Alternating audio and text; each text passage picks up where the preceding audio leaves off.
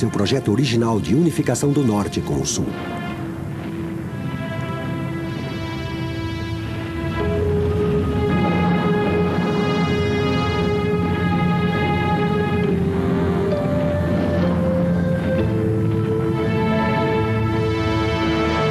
Seus militares já estavam envolvidos na Guerra Fria com a União Soviética e os Estados Unidos consideravam a Guerra da Coreia uma distração.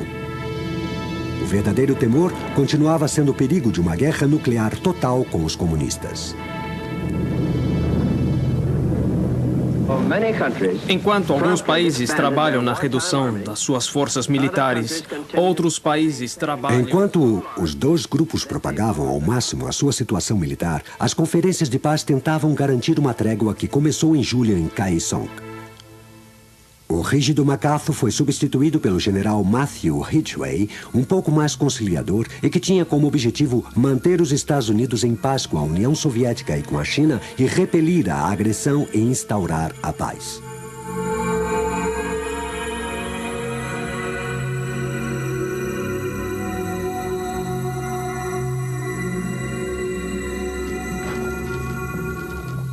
Uma das últimas operações planejadas antes da mudança de comando foi uma maciça ofensiva aérea contra as rotas comunistas de abastecimento chamada Operação Estrangulamento. Devido à vulnerabilidade das linhas férreas, o abastecimento dependia praticamente da rede de estradas.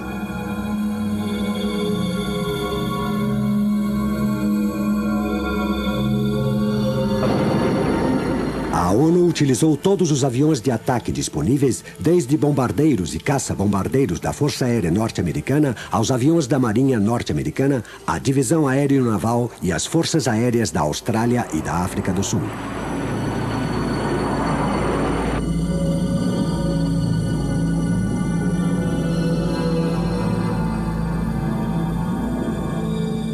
Estradas, pontes, portos e depósitos de provisões foram atacados continuamente.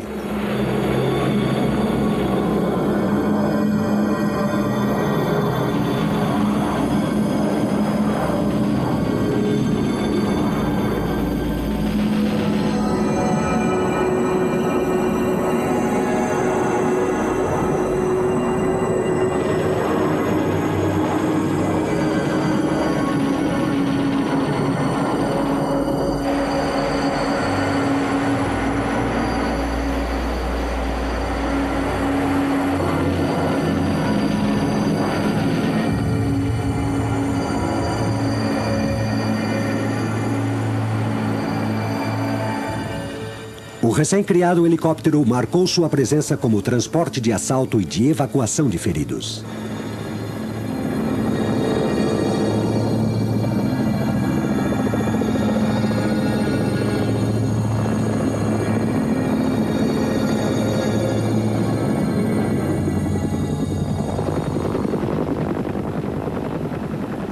Os aviões das tropas do Corpo de Mariners e os bombardeiros B-26 da Air Force também determinaram o impedimento da ofensiva comunista ao sul do Paralelo 38.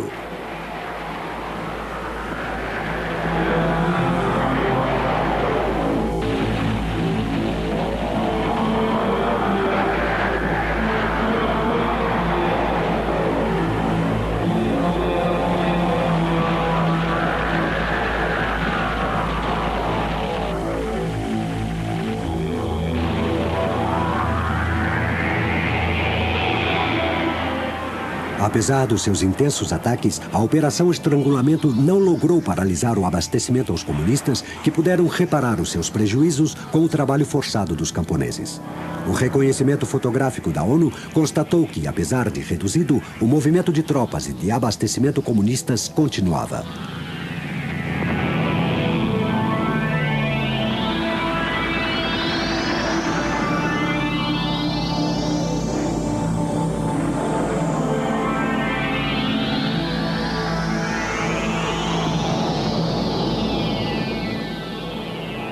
Os norte-coreanos responderam com um intenso fogo terrestre aos bombardeios efetuados sobre suas cidades e os seus portos.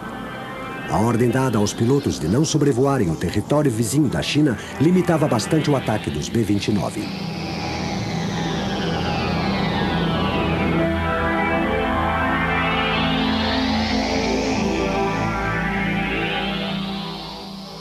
A operação provocou novos combates aéreos. Em junho de 51, existiam 450 MiG comunistas em serviço e apenas 90 Sabre da USAF. Sendo o rendimento do modelo A muito inferior ao do MiG, os norte-americanos desenvolveram uma versão atualizada, o F-86E, que realizou operações de combate no mês de setembro. O modelo E apresentava uma cauda all-flying que permitia uma melhor manobra a grande velocidade.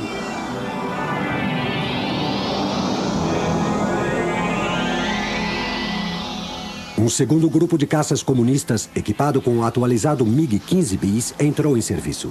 Sabia-se que nas missões de combate na Coreia, os MiG eram pilotados por assessores soviéticos. Na realidade, e em segredo absoluto, a União Soviética, com o propósito de adquirir experiência em combate, alternava unidades inteiras de caças, incluindo as dos países do Pacto de Varsóvia. Seus assessores também utilizaram com eficiência novas táticas para acabar com a campanha de interdição da ONU. Enormes formações de MiG a grande altitude cobriam o céu da Coreia e tentavam atingir os caça-bombardeiros da ONU que retornavam às suas bases.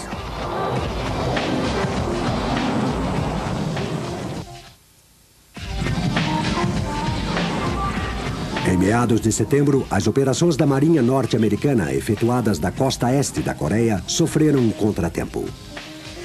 Um Banshee, danificado durante uma saída para combate, teve problemas com os cabos do porta-aviões US Essex e chocou contra outros aviões estacionados. 4 aviões foram destruídos e 8 homens perderam a vida. A perda do Essex, fora de combate para reparo, deixou os esquadrões de ataque naval sem cobertura aérea durante 3 semanas.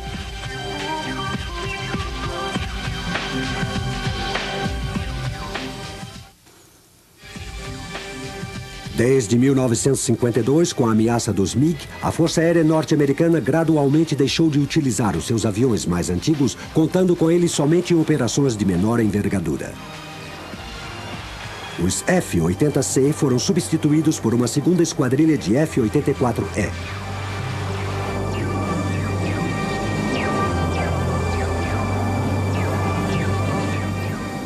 Uma segunda esquadrilha de Sabre entrou em serviço e, como consequência, o número dos MiG destruídos aumentou consideravelmente. A agressividade dos pilotos dos MiG aumentou e muitos combates foram realizados a grande altitude, o que era vantajoso para os MiG. Mesmo assim, a conta aumentou. Em março foram destruídos 39 MiGs e, em abril, mais 44 foram abatidos.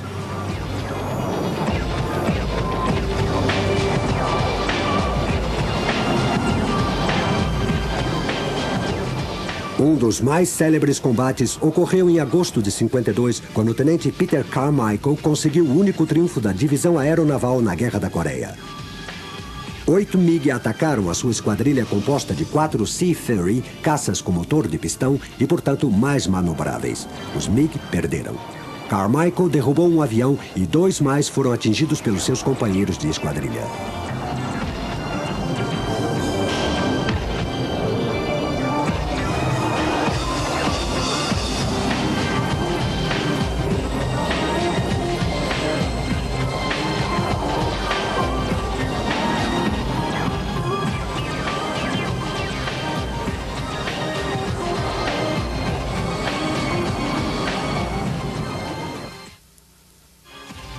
Em Panmunjom, as discussões sobre a repatriação de prisioneiros prolongaram a guerra. Os combates terrestres continuavam sendo sanguinários e cruéis. As linhas de frente tinham se mantido estáveis em 1951, mas em 1952, apesar das enormes perdas, os chineses avançaram.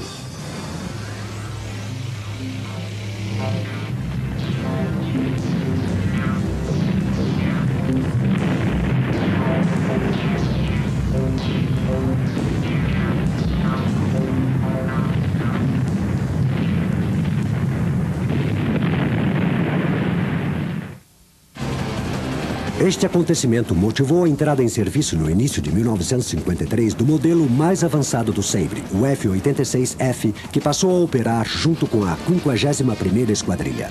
Na primavera, já existiam 4 esquadrilhas de F-86F na Coreia. Durante os últimos 6 meses da guerra, estes caças dominaram totalmente o espaço aéreo e abateram 308 aviões inimigos. Somente em junho, 77 MiG foram derrubados. Nenhum Sabre foi abatido.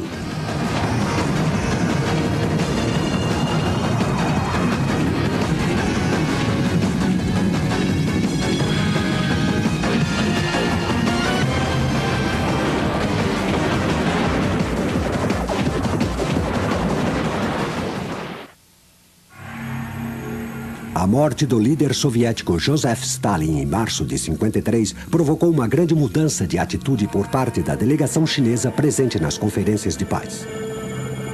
Em julho, os negociadores comunistas pactaram sobre a repatriação dos prisioneiros. No dia 27 de julho, ambas partes pactaram um cessar-fogo. A guerra tinha terminado.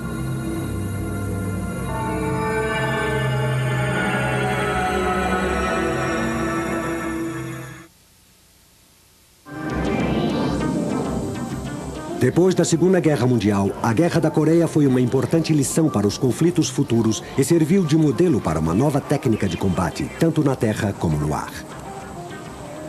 O poder aéreo da ONU foi determinante para conter as forças comunistas na terra e destruí-las no ar.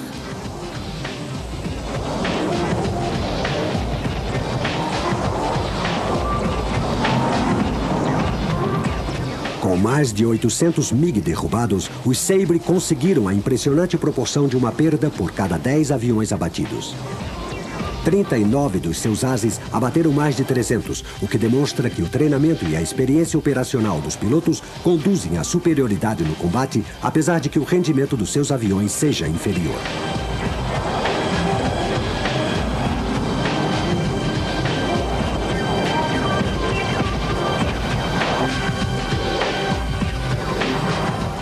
A longo prazo, a Guerra da Coreia estimulou a Força Aérea Norte-Americana a acelerar o desenvolvimento de aviões militares.